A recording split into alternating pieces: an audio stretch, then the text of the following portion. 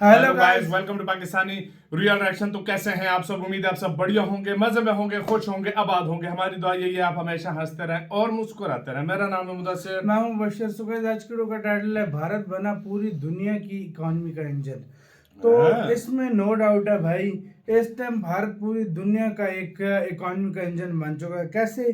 देखो, पूरी दुनिया में वॉर ही वॉर हो रहे हैं, पूरी दुनिया युद्धों में बिजी हो गई है। कोई कोई क्या कर रहा है, पूरी कंट्रीज दुनिया की, यूरोप को देख लो, अमेरिका को इकोनॉमी डाउन हो गई है, सारों की इकोनॉमी डाउन हुई है। इधर भारत पूरी दुनिया युद्ध में बिजी है, डाउनफॉल में बिजी है, इधर भारत तरक्की में बिजी है, डेवलपमेंट में बिजी है। तो पहले देखते हैं कैसे बना, क्या कुछ है इस वीडियो के अंदर। बाकी बातें करेंगे बाद में। हिंदी नॉलेज शो का वीडियो है तो काउंट करते हैं 3, 2, 1 एंड स्टार्ट। तो दोस्तों, इस समय दुनिया तीन युद्ध झेल रही है। पहला है रूस यूक्रेन का, दूसरा है हमास इजराइल का, और तीसरा आज ही शुरू हुआ है जिसके तहत ईरान ने इजराइल पर शक्तिशाली हमला किया है। और इजराइल ने भी कह दिया है कि आने वाले 24 से 48 घंटों में हमारी तरफ से मुंह तोड़ कार्रवाई के लिए ईरान तैयार रहे।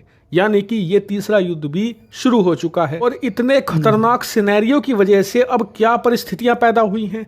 कच्चे तेल के दाम आसमान छू रहे हैं, जिससे कि दुनिया भर में महंगाई चरम पर पहुंचने जा रही है। दूसरी बड़ी बात कि दुनिया भर की अर्थव्यवस्थाएं जो पहले ही कोरोना काल के बाद संभलने की कोशिश कर रही थी, इन तीन युद्धों की मार नहीं झेल पाएगी। इसीलिए पिछले 2 दिनों से दुनिया भर की जो स्टॉक मार्केट है, शेयर मार्केट है, वो लगातार क्रैश कर रही हैं और सोने की कीमतें बढ़ती जा रही हैं। क्यों? क्योंकि सोने की कीमतें तब बढ़ती हैं जब दुनिया भर में क्राइसिस आता है। लोग शेयर मार्केट से पैसा निकालकर सेफ जगह पैसा लगाते हैं, जैसे कि गोल्ड के रूप में, सोने के रूप में। इसीलिए उसकी कीमतें बढ़ रही हैं और शेयर मार्केट क्रैश कर रहे हैं। यानी कि दुनिया भर की अर्थव्यवस्थाओं में जो मायूसी है वो छा रही है और उम्मीद की किरण खत्म हो रही है। लेकिन इसी बीच आज भारत ने एक बड़ा चमत्कार करके दिखा दिया है, जो न सिर्फ भारत के लिए खुशखबरी है बल्कि वर्ल्ड इकोनॉमी के लिए एक बड़ी उम्मीद की किरण है। क्या?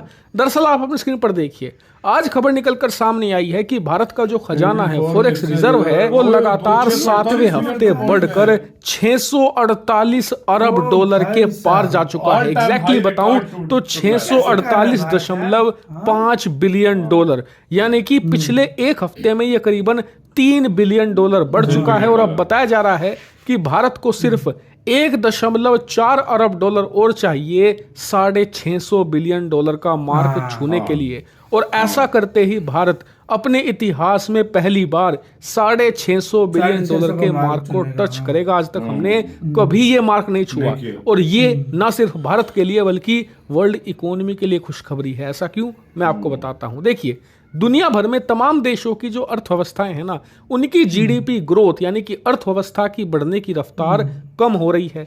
यहां तक कि कई यूरोपियन देशों की अर्थव्यवस्थाएं तो सिमट रही हैं, घट रही हैं, जैसे कि जर्मनी हो गया, यूके हो गया। इनकी अर्थव्यवस्था की रफ्तार बढ़ नहीं रही, घट रही है। किसी की -1 है तो किसी की -2। इसमें जापान भी शामिल है। वहीं चीन, जो दुनिया की दूसरी सबसे बड़ी अर्थव्यवस्था है, वो भी अपनी जीडीपी रफ्तार को नहीं बढ़ा पा रहा। इसीलिए आईएमएफ से लेकर वर्ल्ड बैंक तमाम देश ये कह चुके हैं कि भारत दुनिया के लिए महत्वपूर्ण है, क्योंकि भारतीय अर्थव्यवस्था वर्ल्ड इकोनॉमी के लिए उम्मीद की किरण है। अगर भारत की अर्थव्यवस्था की रफ्तार शानदार रहती है, 7-8% के आसपास रहती है, तो इससे दुनिया भर की अर्थव्यवस्थाओं पर फर्क पड़ेगा।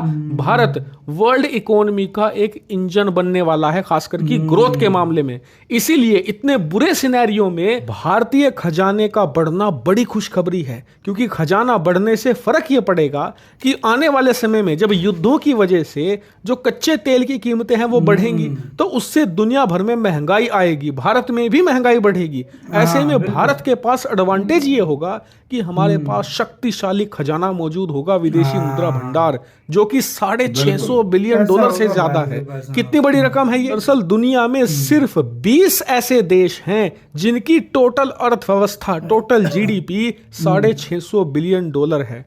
उससे करीबन 180 देश ऐसे हैं जिनकी जीडीपी इसके आसपास भी नहीं है। यानी कि जितनी देशों की अर्थव्यवस्थाएं होती हैं उतना पैसा पाकिस्तान हमारे की पास डबल कैश GDP में हमारे खजाने में पड़ा है। भारत और के पास इस कैश पैसे है। का इस्तेमाल भारत कब करेगा? जब महंगाई बढ़ेगी, इन्फ्लेशन आएगा, तो इसी पैसे से हम महंगाई को काउंटर करेंगे, जैसे कि पिछले 2-2.5 सालों में भारत ने किया है। दुनिया के हर एक देश में इन्फ्लेशन आया है, भारत में उतना नहीं बढ़ा क्योंकि हमने नहीं खजाने का आया। बड़े लेवल पर यूज किया। इस बार भी हम कभी कम आसानी भी से हुआ कर था। पाएंगे। और इसका असर अभी ये भारत होगा का कि खजाना दुनिया भी भर में कम जो हुआ युद्ध था चल पहले। रहे हैं, जो महंगाई है, इससे हमारी जीडीपी ग्रोथ पर कोई असर नहीं पड़ेगा और भारत वर्ल्ड जीडीपी के लिए, ग्लोबल इकोनॉमी के लिए एक ब्राइट फ्यूचर की तरह सामने आएगा, दुनिया को लीड करेगा, दुनिया की अर्थव्यवस्था को साथ लेकर आगे चलेगा। हालांकि इस पर आपका क्या मानना है, कमेंट करके जरूर बताइएगा। Thank you very much for watching. इसी के साथ हुई यार वीडियो खत्म। पूरी दुनिया में क्या हो रहा है और भारत में क्या हो रहा है आप अंदाजा इससे लगाओ भाई। देखो वो पिछले दिनों ये जो मतलब, घटा था ना खजाना, वो इंडिया खजाना का। वो पूरी दुनिया में इन्फ्लेशन कुछ आ इंडिया गया ने था। अपना कर्ज उतारा था, हाँ, कुछ कुछ वो इंडिया ने अपना पैसा रुपया स्टेबल मुस्तहकम करने के लिए लगाया था। और ये भारत का एक टाइम आपको याद होगा गाइस, लास्ट ईयर भारत का खजाना शुरू पे लास्ट ईयर 540 बिलियन डॉलर 540 के 530 बिलियन डॉलर पे चला गया था। और आज देखो फिर से स्पीड पकड़ी और 100 बिलियन डॉलर फिर एक साल के अंदर बढ़ा है। 1.5 बिलियन डॉलर काम है जो अगले हफ्ते में पूरा हो जाएगा। मतलब और हिस्ट्री में भारत की पहली बार 650 बिलियन डॉलर का खजाना। और दूसरी बात ये कि ये अब बढ़ेगा, ये अब कम होने का नाम नहीं लेगा।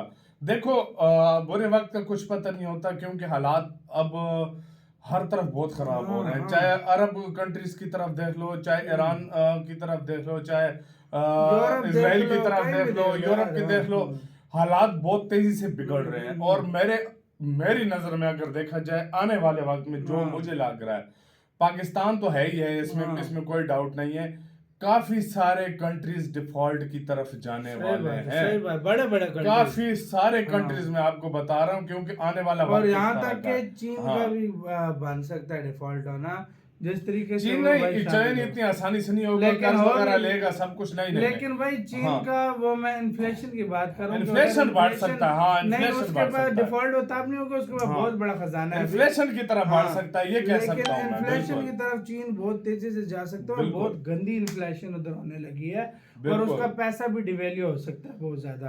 पैसा हाँ। अभी तुम्हें पता था पिछले दिनों अमेरिकन डॉलर थोड़ा डिवैल्यू हुआ था, हाँ, लेकिन अभी डिवैल्यू। अमेरिकन डॉलर फिर स्ट्रांग हो गया। उसकी मेन वजह ये है कि जब ये करेंसियां इंडिया दूसरे अपने देशों की जल्दी इंडिया का मुस्तहकम करनी पड़ती कितने हैं। सालों से इंडिया का पैसा स्टेबल है। एक टाइम वो भी आएगा, लोग वही पुराना दौर आ जाएगा गोल्ड। और भाई इंडिया का पैसा कितना स्टेबल है आप अंदाजा लगाओ।